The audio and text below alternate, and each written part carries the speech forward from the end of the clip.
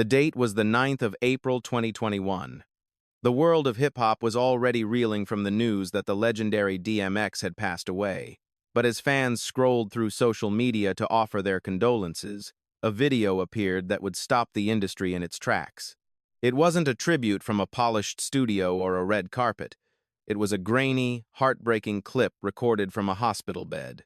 In the video, a man with a sunken face, struggling to find his breath, spoke in a raspy whisper. His features were almost unrecognizable, twisted by the remnants of multiple strokes. "I don't know, man. The pain is crazy, man," he said. This was Black Rob, the man who once stood atop an 18-wheeler in the middle of New York City. The man whose voice had commanded the airwaves of the entire world was now a fragile ghost, battling for his life in a room that smelled of antiseptic and despair. This haunting image became the definitive face of what many fans and industry insiders call the Bad Boy Records curse. For decades, a dark cloud has seemed to follow those who signed with Sean Puffy Combs.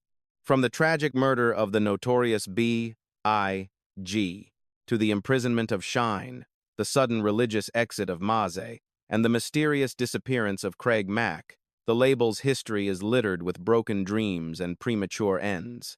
But Black Rob's final days represented a different kind of tragedy. It wasn't just about a career that stalled. It was about a human being who had been part of a billion-dollar machine and ended up homeless, sick, and forgotten. The contrast was staggering. How could a man who saved the bad boy empire in its darkest hour end up asking for help on a GoFundMe page? To understand the tragedy of the exit, we must understand the magnitude of the entrance. Black Rob wasn't just another rapper on the roster. He was the bridge. In 1997, after Biggie Smalls was gunned down in Los Angeles, Bad Boy Records was a ship without a rudder. The label was moving toward a shiny, pop-heavy aesthetic with no way out, but it was losing its street credibility. Rob was the one who brought the grit back. He was the life storyteller, a lyricist whose authenticity couldn't be manufactured in a boardroom. When he dropped "Whoa" in the year 2000, he didn't just have a hit, he created a cultural phenomenon. The song went triple platinum. The video was an instant classic, and for a brief moment, Black Rob was the biggest star in the world. However, the "Whoa" era was a mask for a much darker reality. While the world saw the platinum plaques and the luxury cars, Rob was navigating a contract that was more like a prison sentence. He was a man who had come from the absolute bottom, Spanish Harlem's roughest blocks, and he had signed away his future for a check that seemed large at the time, but was a pittance compared to the wealth he generated for the label. He was a smart, talented individual, with a degree in communications and the skills of an NBA-level athlete, yet he found himself trapped in a cycle of bad boy politics that kept him in the shadow of Biggie's ghost and Diddy's ambition. As we look back at those final videos of Rob in 2021, we aren't just seeing a sick man. We are seeing the final result of an industry that often treats artists as disposable commodities. Rob's side was killing him, his kidneys were failing, and he had no permanent place to call home. He had suffered 4 strokes in 5 years, yet he was still showing love to DMX, showing the true heart of a Harlem legend. This is the story of a man who gave his life to the music, only for the music business to turn its back when the "whoa" stopped echoing. It is a story of resilience, betrayal, and the permanent scars left by the pursuit of the American dream in the concrete jungle. To understand how he got to that hospital bed, we have to go back to the beginning, to the streets of Harlem, where Robert Ross first learned how to survive. To understand the raw, unflinching narratives that Black Rob would later weave into his music, you have to look at the cracked sidewalks of Spanish Harlem in the late 1960s and 72nds. Born Robert Ross on the 8th of June, 1968, he grew up in a New York City that was as vibrant as it was violent. Rob often dismissed the geographical divisions people tried to impose on his neighborhood, famously stating that there was no Black Harlem or Spanish Harlem to him, there was just Harlem, a melting pot of struggle where everyone was connected by the same hustle. But while the community was tight, Rob's own home was a place of profound instability.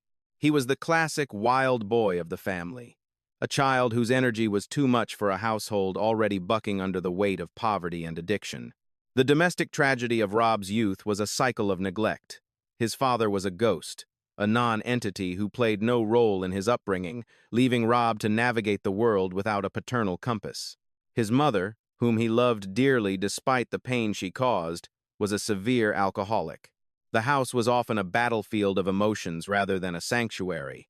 Rob's relationship with his mother's boyfriend was even more toxic, eventually reaching a breaking point that forced a young Robert Ross out of the house and onto the streets.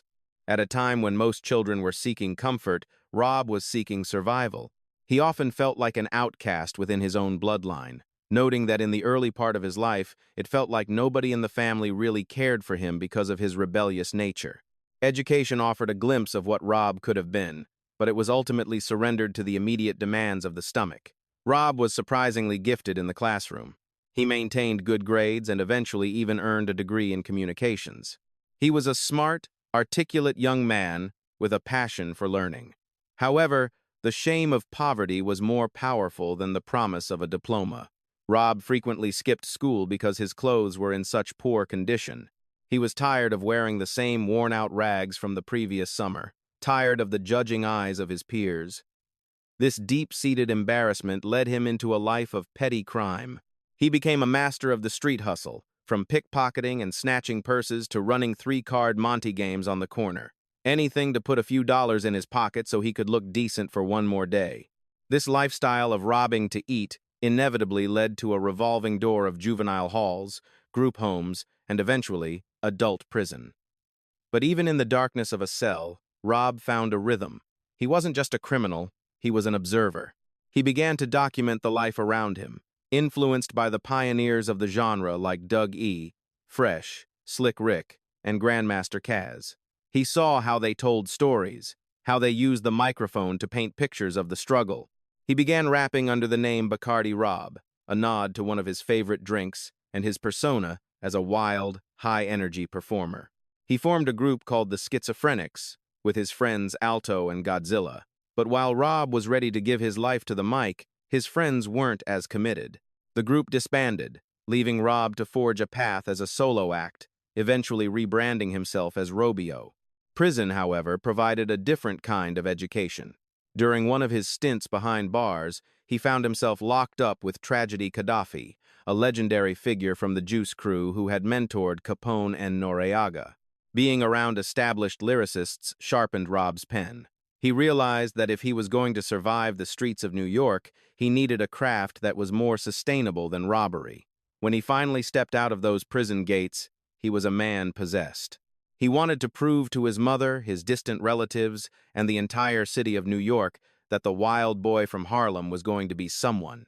He spent his days on street corners in the Bronx and Manhattan, engaging in high-stakes rap battles, waiting for the one person who could see the diamond in the rough.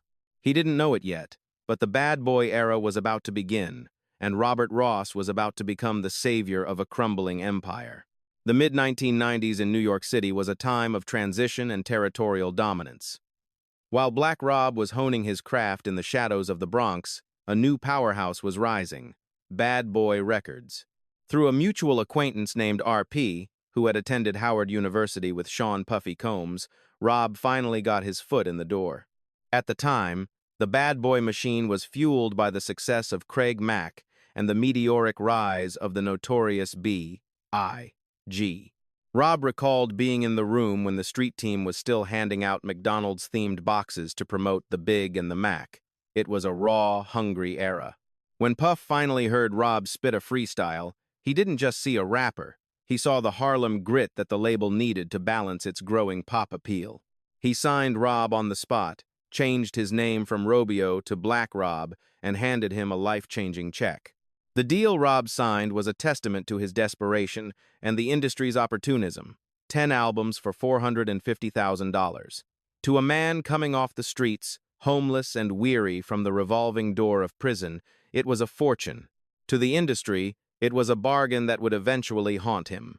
Rob was placed on the back burner as Biggie's Ready to Die, and the labels R&B Acts Like Total, Faith Evans, and 112 began selling millions. Rob spent those years as a utility player, appearing on high-profile remixes like 112's Come See Me and Total's What About Us. He was the secret weapon, the voice that kept the label street while Puff danced in shiny suits. But just as Rob was prepping his debut, the world stopped on the 9th of March 1997. Biggie Smalls was murdered in Los Angeles. The death of Biggie left a vacuum that threatened to suck the entire label into oblivion. Rob recalled the moment he heard the news. He was in a hotel room, high on ecstasy for the first time, when the reality of the tragedy crashed down. With Biggie gone, Puff initially claimed he wanted to stop making rap music altogether, focusing only on R&B. Rob felt abandoned once again, his career stalled by a grief he wasn't even allowed to participate in fully, as Puff had notoriously kept Rob and Biggie separated for most of their tenure at the label. However, the commercial success of the tribute album No Way Out changed Puff's mind. Rob was featured on I Love You Baby, and as the album sold 7 million copies, the spotlight finally began to shift toward the man from Harlem. By late 1999, Bad Boy needed a hit to reclaim the streets from the rising dominance of Rough Riders and Rockefeller. Vice President Harve Pierre brought Rob a beat from producer Buck Wild, a pounding cinematic orchestral loop. The story of Whoa is one of the most legendary passed-on moments in music history. The beat had already been rejected by Jay-Z, Memphis Bleek, and Emile. Even Lord Finesse had allegedly passed on it.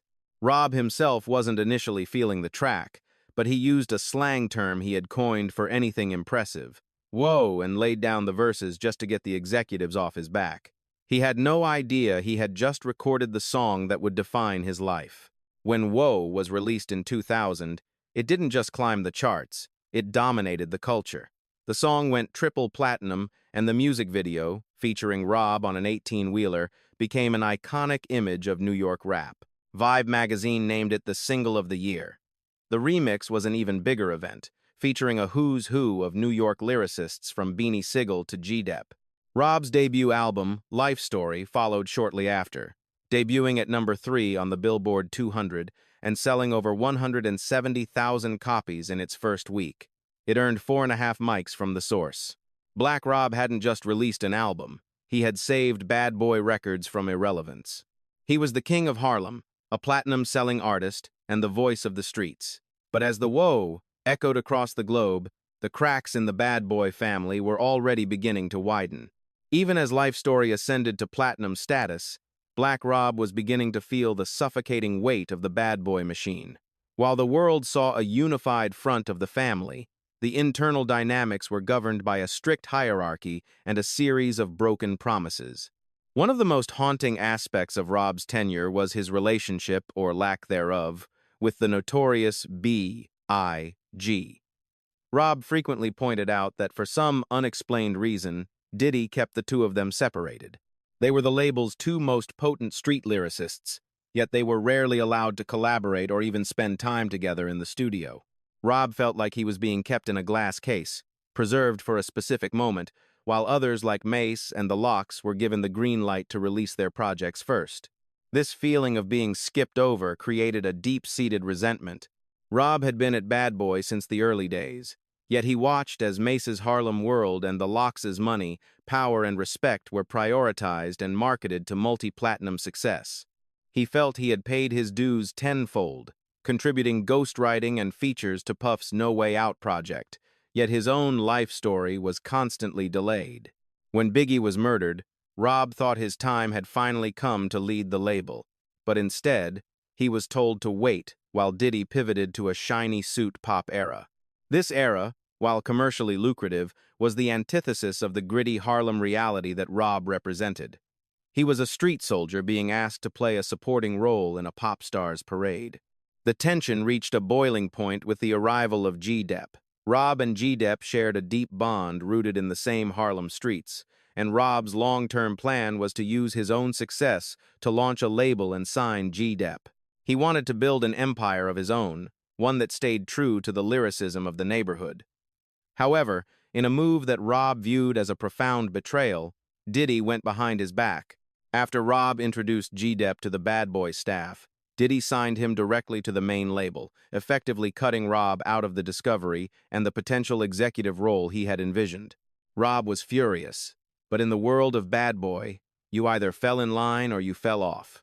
He eventually let it go for the sake of the team, but the scar of that betrayal never truly healed. The bad boy curse also began to manifest in the legal troubles that plagued the camp. On the 27th of December 1999, just as Rob was gearing up for the release of Life Story, the infamous shooting at Club New York occurred involving Shine, Diddy, and Jennifer Lopez. Rob was actually at the bar that night, chilling with Fredro Starr from Onyx. He witnessed the chaos firsthand and noted that the tensions that led to the gunfire were directed at Puff, not Shine. While Shine ended up taking a 10-year prison sentence, Rob felt the label's energy shift from music to legal defense. The success of Whoa had saved the label's finances, but it couldn't save the soul of the collective. Furthermore, the financial reality of his platinum success was a far cry from the luxury displayed in the music videos. Rob admitted that despite the fame, he was whiling, spending money as fast as it came in, struggling with child support payments that were tearing him up, and still living a lifestyle that hovered dangerously close to his old street habits. He was a platinum artist with the bank account of a man still struggling to make ends meet. The promised wealth of the bad boy empire felt more like a mirage.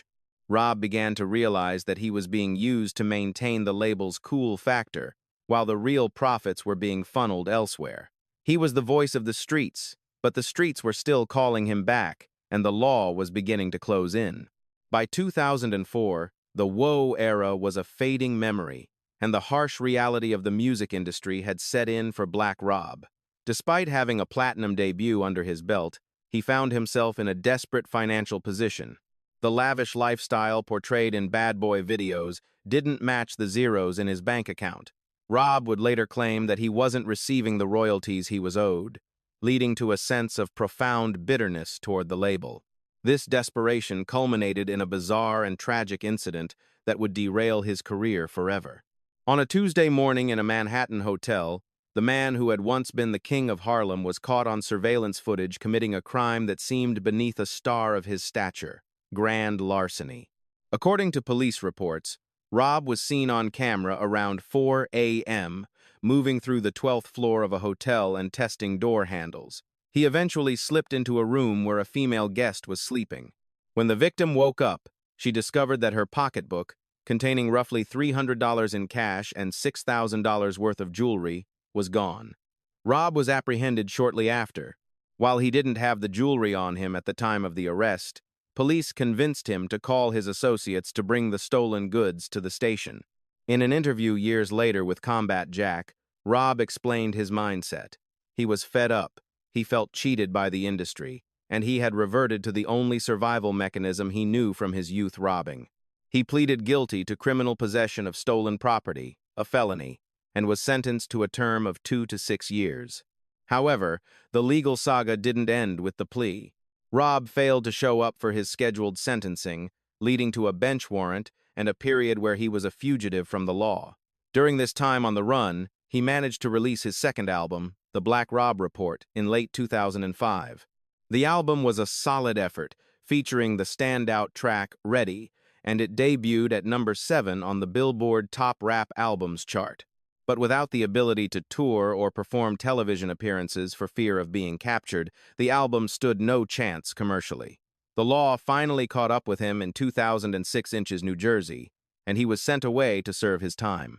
It was during this incarceration that the bad boy curse showed its most cold-blooded side. While behind bars, Rob's health began to fail. Years of heavy drinking Hennessy and Alizé every day and the use of ecstasy pills had taken a severe toll on his kidneys. He expected the health insurance he had signed for through Bad Boy Records to cover his treatment. However, when his lawyers reached out to the label, they received a chilling response. Rob had been removed from the health insurance policy. Not only that, but the label had also scrubbed his name from their official website and pulled his music from many retail outlets. He was being erased in real time. Rob felt a level of betrayal that was deeper than any street rivalry. He noted that in the 4 years he served, not a single member of the Bad Boy staff came to visit him or even reached out to see if he was alive. The ultimate insult came when Rob learned that P. Diddy had actually visited the very same prison where he was being held. But Diddy wasn't there to see the man who had saved his label in 2000. He was there to visit Lil Wayne, who was serving a shorter sentence at the time. To Rob, this was the final confirmation that he was viewed as disposable. He had given his life story to the label, he had given them a triple platinum hit, and in return, he was left to suffer in a prison infirmary without insurance or support. When he was finally released in May 2010, he was a different man, humbled, physically weakened, but still possessing the pride of a Harlem storyteller. He refused to beg for his spot back, choosing instead to walk away from the empire he helped build, even if it meant starting over from nothing. When Black Rob walked out of the prison gates in May 2010, the hip-hop landscape had shifted entirely. The shiny suit era was a relic of the past, and the gritty Harlem storytelling that Rob pioneered had been replaced by new regional sounds and digital dominance. Despite the cold betrayal he suffered while incarcerated, Rob emerged with a surprisingly level-headed perspective. He famously refused to bash P. Diddy in his initial interviews, thanking the label for the opportunity to see the world, even as he moved to sign with Duck Down Records, a label that still valued lyricism over radio play. He released Game Tested, Streets Approved in 2011, but the bad boy marketing machine was gone, and the sales were a fraction of his former glory. However, the real battle wasn't with the charts. It was with his own failing body. The decades of whiling in the streets and the lifestyle of a platinum superstar had left a permanent mark on Rob's health. In 2015, the first major blow landed. Rob suffered a massive stroke caused by years of untreated high blood pressure and the lingering effects of his past substance use. He recalled waking up from a nap with his face all twisted and his body refusing to respond. It was a terrifying moment of vulnerability for a man who had always prided himself on his toughness. The stroke didn't just affect his movement, it wiped away his greatest asset, his memory. He had to spend an entire year rememorizing his own lyrics, the very stories that had made him a legend. It was a grueling, humbling process of rebuilding himself from the ground up, but he managed to bounce back and release one final studio album, Genuine Article, in late 2015. However, the recovery was temporary. Between 2015 and 2021, Black Rob would suffer a total of 4 strokes. Each one took a little more of his vitality, leaving him increasingly frail. By 2021, his kidneys had reached a point of total failure, requiring him to undergo dialysis 3 times a week. This is where the tragedy of the lost artist became a public crisis. Rob had moved to Atlanta trying to find work and stay afloat, but his health made it impossible to maintain a steady schedule. He was often staying in hotels or with friends, and when he lacked the strength or the transportation to get to his dialysis treatments, his body began to swell with toxins. He was a man trapped in a cycle of physical pain and financial instability, a far cry from the "whoa" lifestyle the world remembered. The situation became dire in early April 2021. Rob was staying in an Atlanta hotel, managed by a man named Cal Dawson, who was trying to book him shows to put money in his pocket. But Rob was too sick to perform. His legs had given out, and he was found on the floor of his room, unable to move. His friends, including fellow former bad boy artist Mark Curry, rushed to his side. It was during this period that the infamous videos of Rob began to surface. He looked skeletal, his voice a mere shadow of the booming baritone that once dominated New York radio. He revealed the crushing truth: he was homeless. A platinum artist, a man who had saved a multi-million-dollar label, was now sleeping wherever he could find a bed, his side killing him from the constant pain of kidney failure. The hip-hop community watched in horror as the man who gave them life stories struggled to find a home for his final days. Mark Curry and producer Mike Zombie started a GoFundMe page to raise $50,000 for Rob's medical bills and housing. It was a desperate plea for a man who had been discarded by the industry. Jay-Z reportedly reached out and donated $20,000, and P. Diddy eventually paid for a hotel room for 2 weeks. But for many, it felt like too little, too late. The man who had been a cornerstone of the bad boy empire was now a charity case, caught in the gears of a system that only valued him when he was profitable. As he lay in that hospital bed, sending his final respects to the recently departed DMX, the world began to realize that Black Rob's own life story was reaching its final, tragic page. On the 17th of April 2021, the light of one of Harlem's most authentic voices finally flickered out. Black Rob passed away at Grady Memorial Hospital in Atlanta at the age of 52.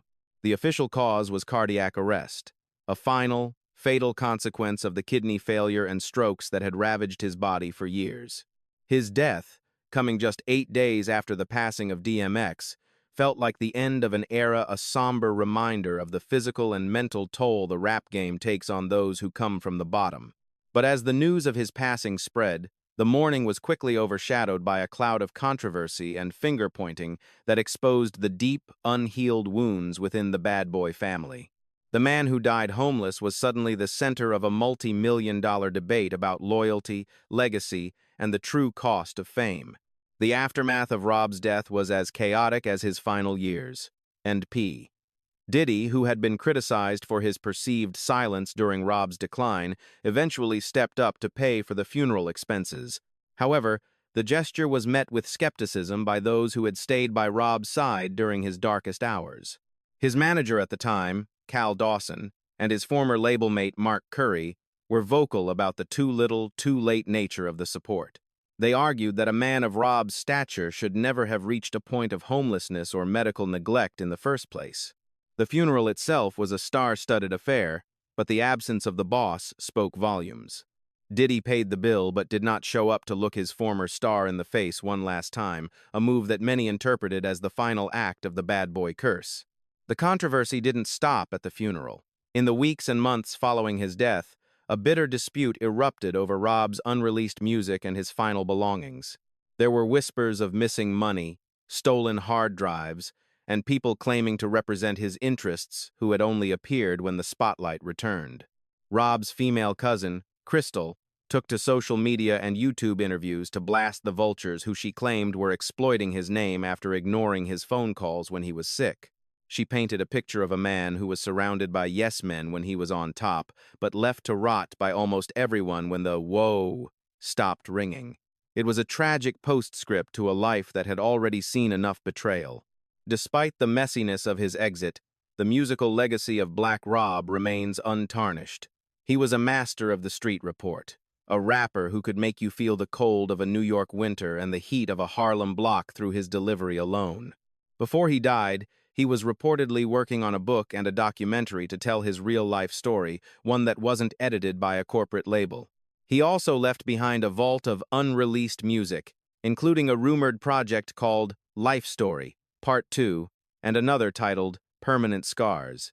There are even stories of unreleased collaborations with Michael Jackson, a testament to the respect his talent commanded across all genres.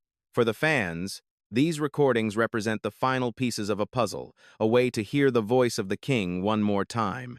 Black Rob was a permanent scar on the face of hip-hop, a reminder that you can be the most talented person in the room and still be crushed by the machine. He was a smart, educated man who loved his community, but he was also a wild boy who could never quite escape the gravitational pull of the streets that raised him. He saved a billion-dollar empire and died without a roof over his head, a paradox that should serve as a wake-up call for every artist entering the industry today. He never blamed Diddy, and he never acted bitter. He took his life story on the chin like the Harlem warrior he was.